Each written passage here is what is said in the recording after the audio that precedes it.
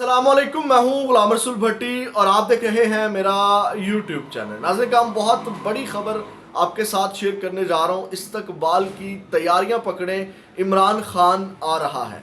आखिर ये अचानक किस तरह पांसा पलट गया, अचानक ये तमाम चीज़ें किस तरह तब्दील हुई और किस तरह अब इमरान खान आ रहा है, इसकी तफसीलात मैंने आपके सामने रखनी है। एक तो मंजरनामा नाज़रीन काम ये है कि तहरीक इंसाफ का मुश्किल वक्त ख़त्म हो चुका है और अब दूसरी जमातों का मुश्किल वक्त शुरू हुआ जाता है और दूसरी जमातों के प्रेस कॉन्फ्रेंसेस करने का वक्त जो है वो अब आ चुका है। और अब बहुत बड़ी प्रेस कॉन्फ्रेंसेस जो है वो किस किस के खिलाफ होने जा रही है दूसरी जमातों की जानिब से, मैंने आपके सामने रखना है। एक तो मंजरनामा ये है कि सब अच्छा है तहरीक इंसाफ के लिए, लेकिन एक मंजरनामा जो अभी आज अहम डेवलपमेंट्स हैं तहरीक इंसाफ के हवाले से या तहरीक इंसाफ के खिलाफ जो प्रोपोगंडा किया जा रहा है, मैंने वो आपके सामने रखना है कि किस तरह तहरीक इंसाफ को अभी भी जो मुखालफीन है वो ख़त्म करने के ऊपर लगे हुए हैं और कल एक बहुत बड़ा हमला करना चाहते हैं, वो भी मैंने उसकी तफसीलात भी आपके सामने रखनी है। लेकिन तफसीलात में जाने से पहले हमेशा की तरह आपसे दरख्वास्त, चैनल को सब्सक्राइब कर लीजिएगा, बेल के आइकन को प्रेस कर लीजिएगा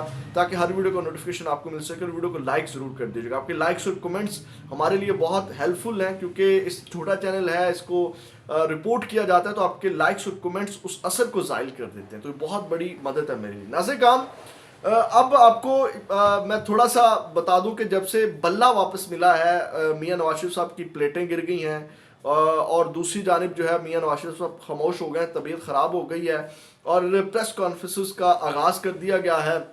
अदलिया के ऊपर हमले किए जा रहे हैं, जज का रिश्तेदार है, रिलीफ मिल रहा है, अभी भी लाडला इमरान खान है, ये चीज़ें आपको सुनने को मिल रही होंगी।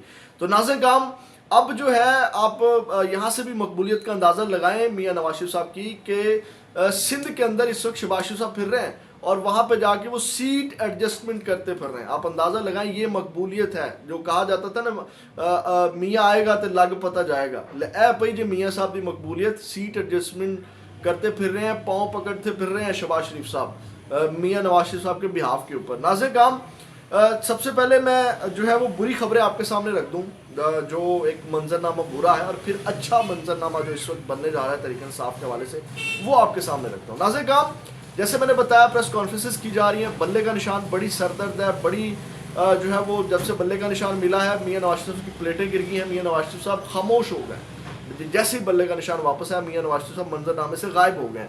और इसके साथ नाज़रीन का ये भी खबर आई है, ये खबर गर्दिश कर रही है मार्केट में कि जाती उम्रा में इस वक्त ये कफ़ियत है, ये कहा जा रहा है जाती उम्रा से कि बल्ले का निशान वापस लें, नहीं तो हम नहीं खेलेंगे, बल्ले का निशान होगा तो हम नहीं खेलेंगे। ये यहाँ तक खबरें गर्दिश कर रही हैं। तो अब नाज़रीन काम बिलाखिर रेड जोन वालों ने भी फैसला कर लिया है और वो ये है कि इलेक्शन कमीशन का पेशावर हाई कोर्ट में डिविजनल बेंच से रजू करने का फैसला। आपको पता है 3 दिन ये इजलास चलता रहा इलेक्शन कमीशन का और कहा यह जा रहा था सुप्रीम कोर्ट में जो है वो इसको चैलेंज करेंगे, लेकिन फिर अब इलेक्शन कमीशन ने फैसला ये किया है कि सिंगल बेंच का ये फैसला है जो मुअत्तल किया गया इलेक्शन कमीशन का फैसला, तो अब इसको डिविजनल बेंच के अंदर जो है इसको चैलेंज किया जाएगा। तो इलेक्शन कमीशन का पीटीआई इंट्रा पार्टी इंतखाबात के मुतालिक फैसला मुअत्तल करने का मामला, इलेक्शन कमीशन का अहम इजलास इलेक्शन कमीशन ने पेशावर हाई कोर्ट में डिविजनल बेंच से रिव्यू करने का फैसला, और election commission Peshawar high court से इस्तदा करेगा कि हुक्म इम्तना खारिज किया जाए। इलेक्शन कमीशन को सुप्रीम कोर्ट से रिलीफ मिलने का चांस कम है, जिसके बिहाफ के ऊपर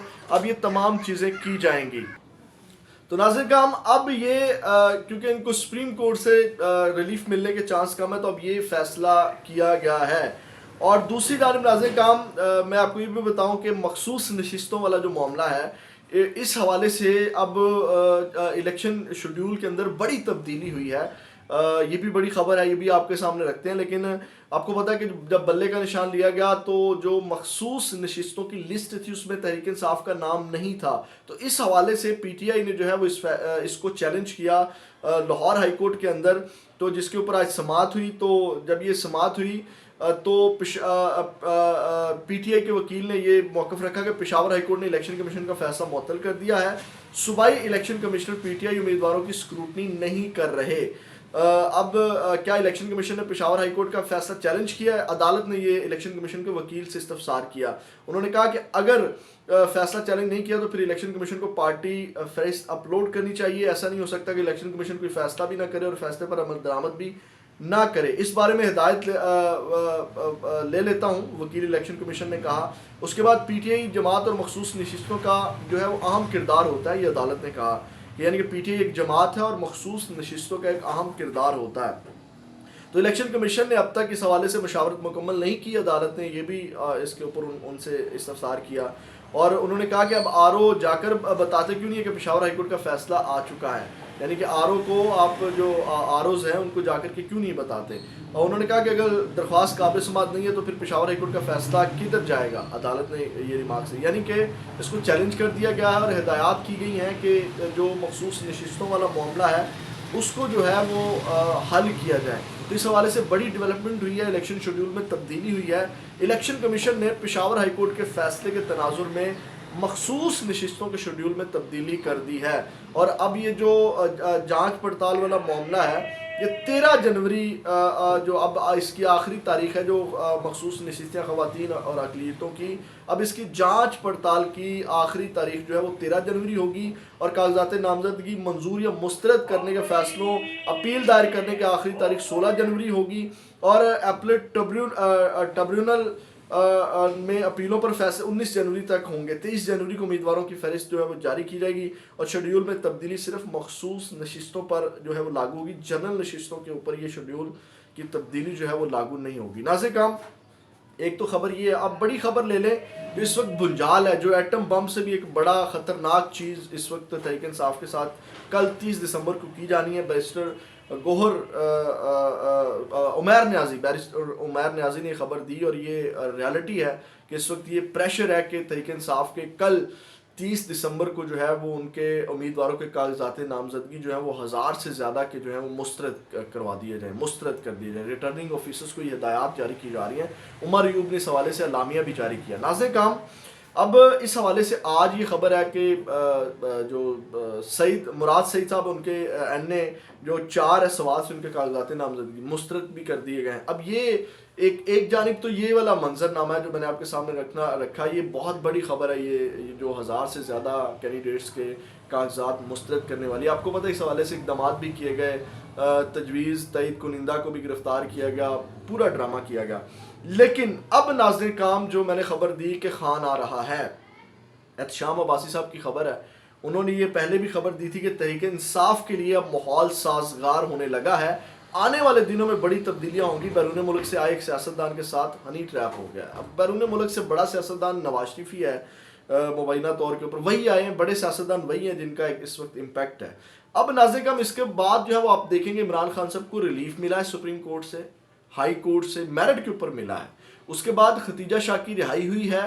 सनम जवेद की रिहाई के हवाले से जो है वो उसके इम्कानात भी बढ़ गए हैं और सनम जवेद के जो MPO 3 के ऑर्डर हैं वो DC ने वापस ले लिए हैं। ठीक है, ये सारा सियासी मंजरनामा तब्दील हो रहा है। अब नाज़िर काम सुने, एहतशाम अब्बासी ने ट्वीट किया, उन्होंने कहा इमरान खान आ रहा है। आने वाले दिनों में एक ऐसी खबर आप सुनेंगे आपको यकीन नहीं आएगा। गेम चेंज होने जा रही है, सब कुछ बदलने जा रहा है और हनी ट्रैप हो नहीं रहा, हो चुका है। निगरान हुकूमत, इलेक्शन कमीशन, अदालतों और मुल्की इदारों के खिलाफ एक बड़ी प्रेस कॉन्फ्रेंस होने जा रही है। लेकिन वाजे कर दूं कि प्रेस कॉन्फ्रेंस PTI की नहीं होगी। यानी कि ये तमाम जमातें मिलकर अब ये इन इदारों के खिलाफ जो है वो प्रेस कॉन्फ्रेंस करेगी। नाज़िर काम, इमरान खान आ रहा है। आप जो है, अब मैं आपको ये बता दूं कि पासा पलटने वाला है, तख्त उलटने वाला है और अब प्रेस कॉन्फ्रेंस की बारी गैर मुतवक्किल तौर पर दूसरी जमातों की है। अब तक की बड़ी खबर यह है कि बसात लपेटी जा रही है, खेल और खिलाड़ी बदलने की तैयारी मुकम्मल हो चुकी है। नाज़िर काम, आने वाले दिनों में आप ये तब्दीली देखेंगे। अगली वीडियो में आपके साथ दोबारा मुलाकात होगी। अपना बहुत ज़्यादा ख्याल रखिएगा। पाकिस्तान जिंदाबाद।